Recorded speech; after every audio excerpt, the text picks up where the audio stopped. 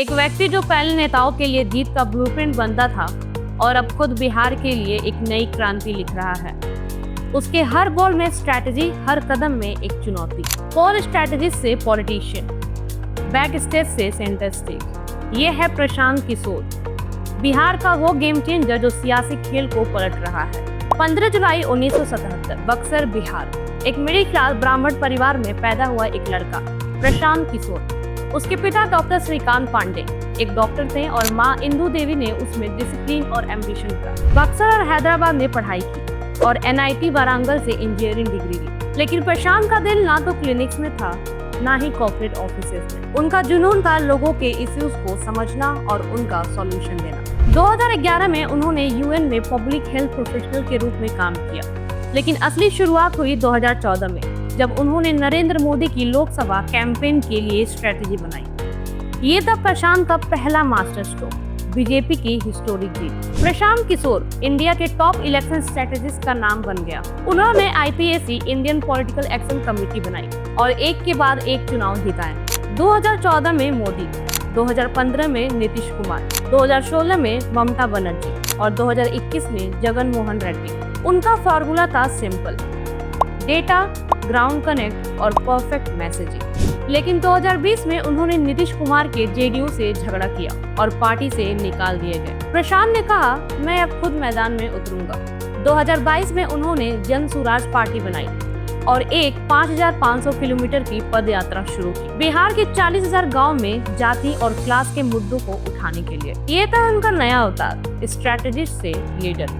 2025 में प्रशांत किशोर ने बिहार के पॉलिटिकल सीन को हिला दिया। उन्होंने जन स्वराज के साथ 243 सीट पे इलेक्शन लड़ने का ऐलान किया और कहा, हम ना NDA के साथ ना इंडिया के साथ, हमारा अलायंस है बिहार के लोगों के साथ। मार्च 2025 में उन्होंने राघोपुर से इलेक्शन लड़ने का हिंट दिया, वो सीट जो तेजस्वी यादव का गढ़ है। उन्होंने BPSC के अनियमित एग्जाम पे स्टूडेंट का साथ दिया और नीतीश कुमार पे अटैक किया, ये बोल के नीतीश जी थक गए हैं और वो मेंटली अनफिट है। अप्रैल 2025 में पटना के गांधी मैदान में उनकी रैली फ्लॉप हुई, लेकिन उन्होंने कहा, मैं नीतीश का राजनीतिक श्राद्ध करूंगा। ये बोल्डनेस ने उन्हें हेडलाइन में रखा। मई 2025 में प्रशांत ने एक बड़ा धमाका किया। अपने पुराने विरोधी RCP सिंह की पार्टी आप सबकी आवाज को जन स्वराज में मर्ज कर लिया।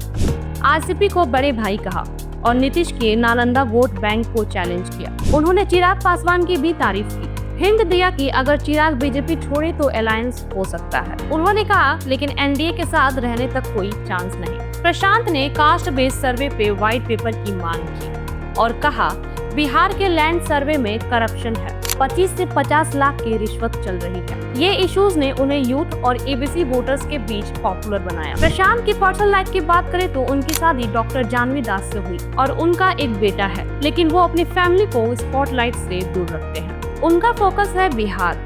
उन्होंने कहा, मैं CM बनने के लिए नहीं, बिहार को बदलने के लिए काम कर रहा हूँ। मार्च 2025 में उन्होंने लालू यादव के फैमिली पॉलिटिक्स पर ताना मारा, ये बोल के तेजस्वी को CM बनाने का सपना अधूरा रहेगा। लेकिन पप्पू यादव ने उन्हें अरविंद केजरीवाल का दूसरा रूप कहा और BJP के विजय सिन्हा ने भी उन पर निशाना साधा। फिर भी प्रशांत अपने मिशन पे टिके हैं। 2025 के इलेक्शन से पहले प्रशांत ने Patna university student union election में भी कैंडिडेट्स उतारे, ये दिखाने के लिए कि जन स्वराज जुट के साथ है। सी वोटर सर्वे ने उन्हें CM प्रेफरेंस में तीसरे नंबर पे रखा, 15% सपोर्ट के साथ। तेजस्वी 41% और नीतीश 18% के पीछे। उन्होंने नीतीश के खिलाफ बोल्ड प्रेडिक्शन की और बोला, नवंबर के बाद नीतीश CM नहीं रहेंगे, ये लिख के ले लो। उनका विजन है शराबबंदी खत्म करना, एजुकेशन और जॉब पे फोकस और बिहार को क्लास बेस्ड पॉलिटिक्स की तरफ ले जाना। लेकिन क्रिटिक्स कहते हैं उनकी ब्राह्मण आइडेंटिटी और वीक ऑर्गेनाइजेशन उनके लिए चैलेंज है। तो दोस्तों,